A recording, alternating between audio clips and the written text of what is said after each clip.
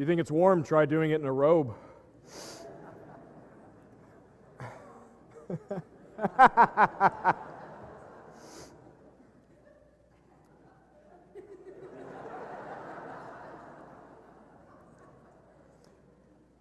Some weeks, a trip to Boston with a group of 14-year-olds or a Supreme Court ruling ruins all the plans you had for your sermon. And you have to rewrite it on the plane Saturday night back from Boston. It's one of those weeks. So I wondered the last couple of weeks if we could continue a conversation in this church over the course of the summer in our summer book, The Soul of a Citizen, that felt relevant to our parishioners, congregants. I wondered if the idea of what it meant to be a citizen as a spiritual discipline would ring true week after week, and then this week happened. What a week. One of my colleagues wrote to some of our friends and said, "Does anybody feel like they're having social justice whiplash? That we turn and something happens, and then something else happens, and we feel like we took 2 steps forward and 1 step back, and we have no idea what's going on." What a week it has been. In our home state, hundreds of citizens made their way to the state capitol, filling it, standing up for their beliefs on women's reproductive freedoms that turned into a national media showdown between Wendy Davis and Rick Perry. This happened on the same week that our state executed its 500th prisoner. An execution that has a relationship to a member of this congregation who lost someone in violence. This week, tens of thousands of people are marching again in Egypt, calling for their ruler to step down, as we've seen recently. This week, Nelson Mandela is nearing the end of his life, and we think about his message. This week, the Voting Rights Act was turned back a little by the Supreme Court. And this week, the Supreme Court caught up to our church and decided that the federal government can no longer discriminate against our GLBT brothers and sisters in this country. What a week. The question that was posed in Paul Loeb's book was around what he called unforeseen fruits. Basically, do we ever know the full extent of our work in the world? He gave the image that a lot of you are familiar with. Someone throws a pebble into a pond and the ripples go out and go out. This is the image that he uses for our work in the world. And it's not just a question about work for justice or service. Who in this room hasn't asked, does my life make a difference? What legacy will I leave? What do the people who are in my life think of me? What impact do I have on the people I love? I thought about that question in particular a lot this week as I traveled to Boston with our coming-of-age group. Every year we take our 14 and 15-year-olds to Boston to see the sites of our Unitarian and Universalist heritage there, more Unitarian than Universalist, really.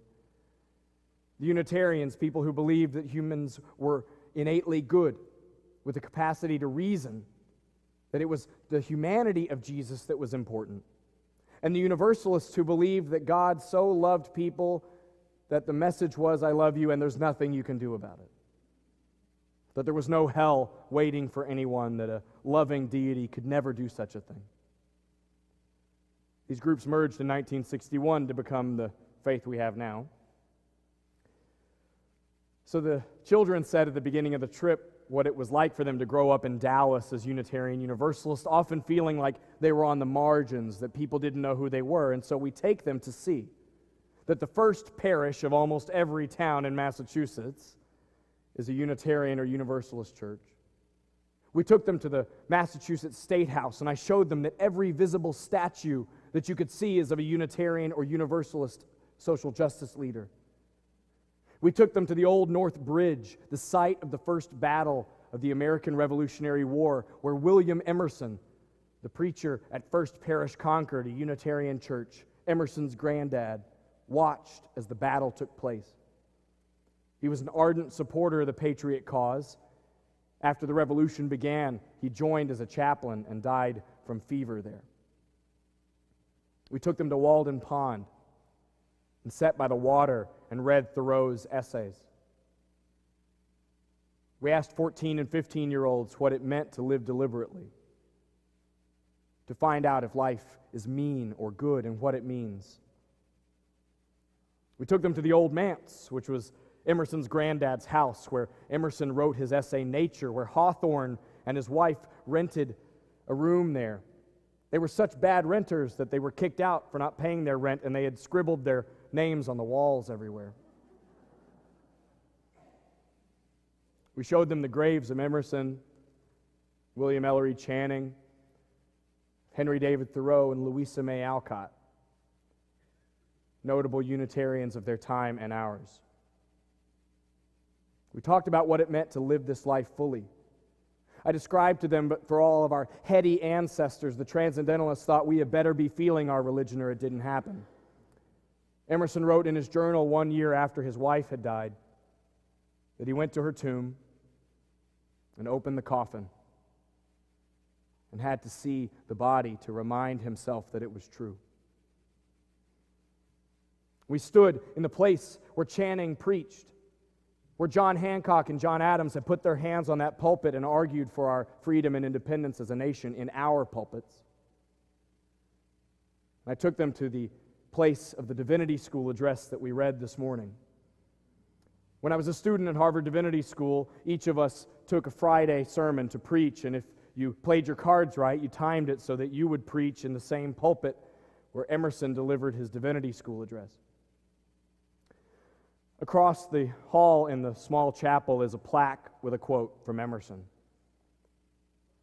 "Cast aside all conformity and acquaint yourself at first hand with deity."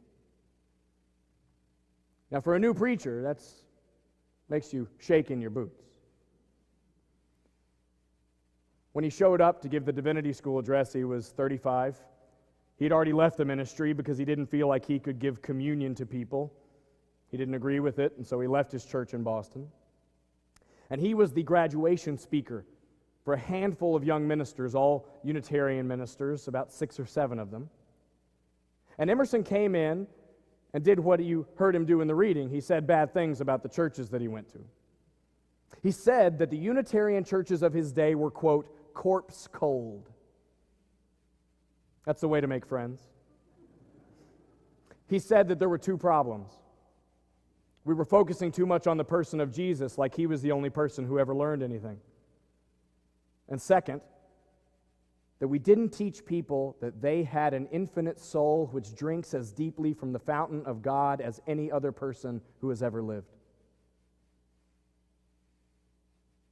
He said church existed to help people know deep in their bones that they are taking part in the infinite goodness that has moved every creature since the beginning of time, that they had a direct connection to the holy. And he asked the people who were waiting to know of any churches of ours that do this. He did this so well that they asked him not to come back for 20 years. But there was one person who was listening that day. A young minister who had graduated 2 years before named Theodore Parker. Does that name ring a bell to anybody? A few? Theodore Parker was in the room listening to the Divinity School address that day, and he went on to become one of the most controversial and transformative figures of our history. He was a strident abolitionist, so much so that he gave money to John Brown when he blew up the U.S. Armory in opposition to what was happening in the U.S. government. Think about that for a moment.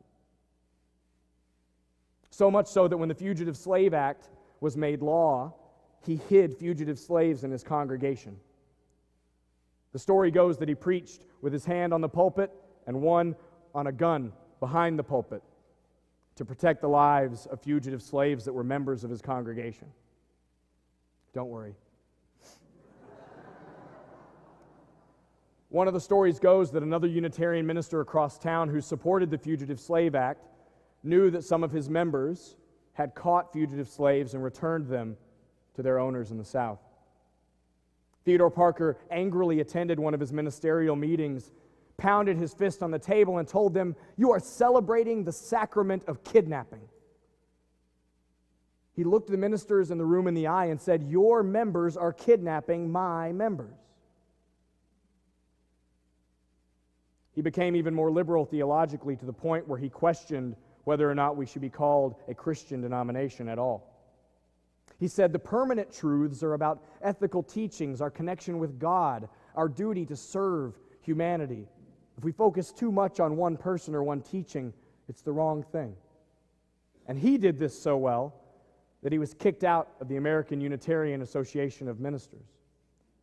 People in Boston refused to exchange pulpits with him, and those that did had their wealthiest members resign and leave their churches.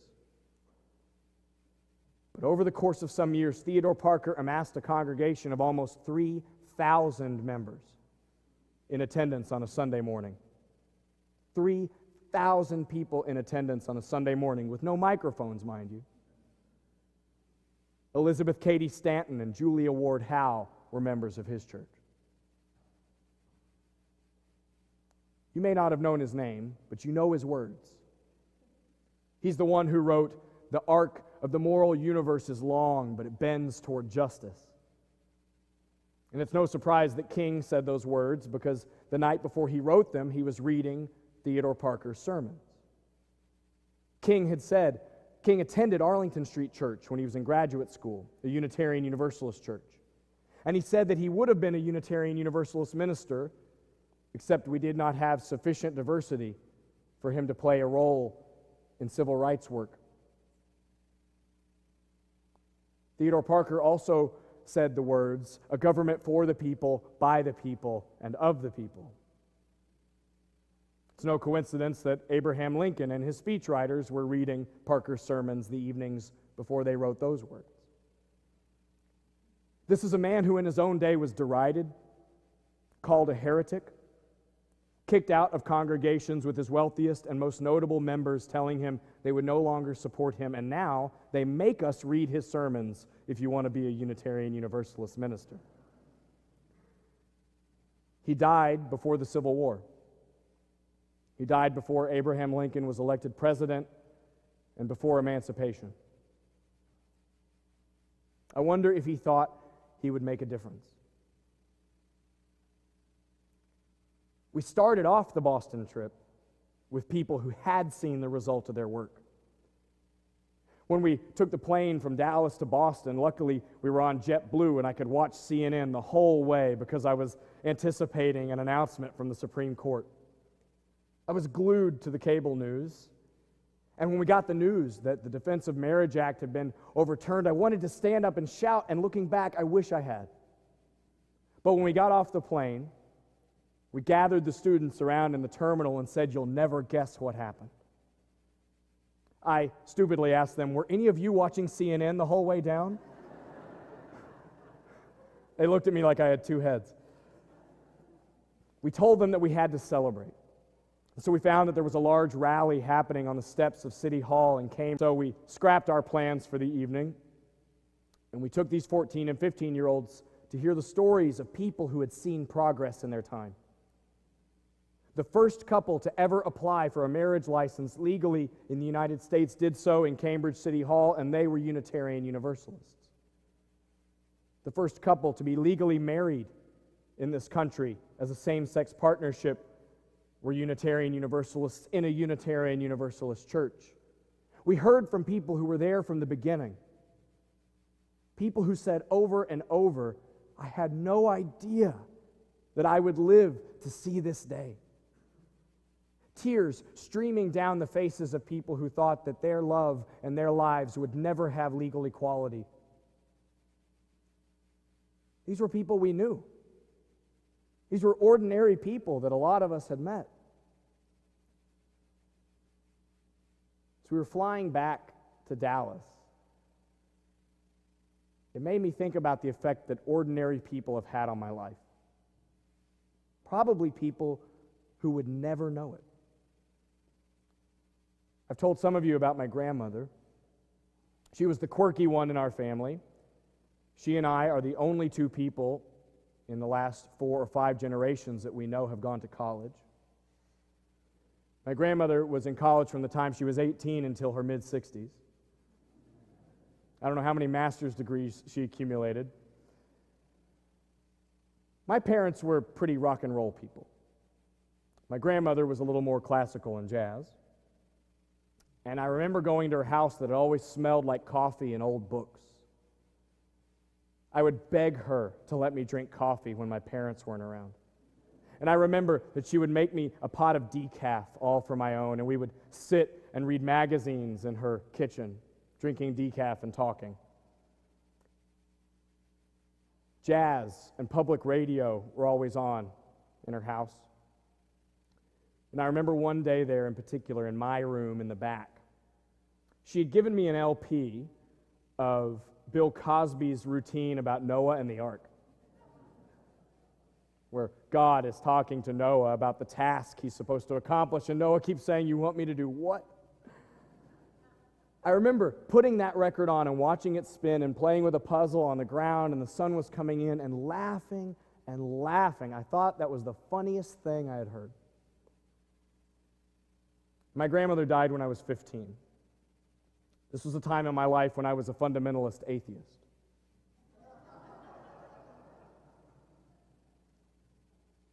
I doubt that she knows what I'm doing now. I doubt that she knows that it's my house that smells like old books and coffee, that public radio is on, that I'm the one listening to stories from ancient people about our frailties, and trying to find something laughable in it. She went to seminary in her 60s at Perkins Theological School at SMU. She was going to become a Methodist minister, a woman Methodist minister in her 60s in the 1980s. I don't know if she completed her degree. I don't know if she was ordained. But I can't look back on her life and think that she didn't influence me. This week, I got an email from one of our members that was this astounding illustration of the very same thing. There you are. Maureen Moore emailed me this week and told me one of the most profound things I've heard as a minister in this church. In our summer book study, we're reading chapter after chapter of stories of people who made a difference and trying to remind ourselves that we can. Well, this week in Paul Loeb's book, he tells a story about how in 1969, President Nixon was getting very close to using nuclear weapons to end the war. He had told the North Vietnamese leaders that he was ready to use nuclear weapons and had given them a deadline and had drawn up plans to do so.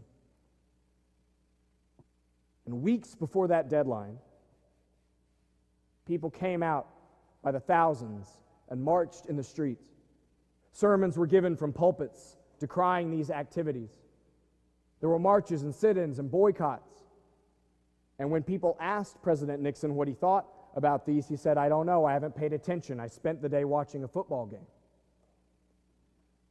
Privately, he told his supporters and leaders that these marches had so polarized the country that he couldn't carry on with his plan. Maureen wrote me to tell me she was at that march. The book that we're reading said thousands of people had no idea that they played a role in saving the lives of thousands of other humans. Maureen wrote and told me that at the time she remembers feeling helpless and powerless, that the leaders of her country not only didn't hear her, but wouldn't hear her, and that she wasn't making a difference, and that she opened up a book assigned in her church this week and discovered 44 years later that she may have played a role in saving the lives of hundreds of thousands of people. Once we told that story, I've heard from 6 or 7 other people in our church who were also at that march. We have no idea the true effect of our lives. I hope that week after week, as you come into this church, as you meet with our members, as you listen to sermons, as you engage in classes and social justice activities, that if you learn anything at all, you learn that your life has a profound impact on the lives of others. That you actually don't get a choice whether or not you affect people. That your only choice is how you choose to make an impact. Whether it's teaching a child that there is nothing to fear of their body or difference. Whether you're a parent or a grandparent. Whether you're marching in the streets or whether you move through the world in a way that says to the people you encounter, you need not be afraid of me. In the line after the first service, I had a dozen people tell me of a story that changed their life from one person saying something to them as small as, "Did you know you're not stupid?" Or "You can do." Stories that the people who said those words did not remember. But the impact was huge. Now, if Ralph Waldo Emerson were here preaching in our pulpit today, I have no idea what our grumpy ancestor would say. I hope that he would be pleased with us. I hope that he would not consider this congregation to be one of those that were corpse cold. I hope that he would understand this place as a group of people that are inviting others to be nothing less than a living, breathing expression of the divine itself, moving the arc of the moral universe closer to justice. What a week! No matter where you fall on the political spectrum, and one of the good things about our church is that we know we need not think alike to love alike, thank God. But wherever you fall on the political spectrum, this week to me has been evidence that when people truly believe in their own innate goodness and the goodness of others, and when they believe that they have the power to stand up and speak out, meaningful change is not just possible. It is abundant. I know that so many of you have been those, whether you know it or not, moving the arc of the moral universe closer to justice. Do you get it? Do you get that the same holy ancient forces that moved the lives of Jesus or the Buddha or Muhammad or Dorothy Day move in you? Have you seen that change is going to come? When we believe in our goodness and in the goodness of others, when you know deep in your bones that your life will make a difference, meaningful, lasting, sustainable change is not only possible, it is abundant. And for that, and so much this week, I say to you, amen.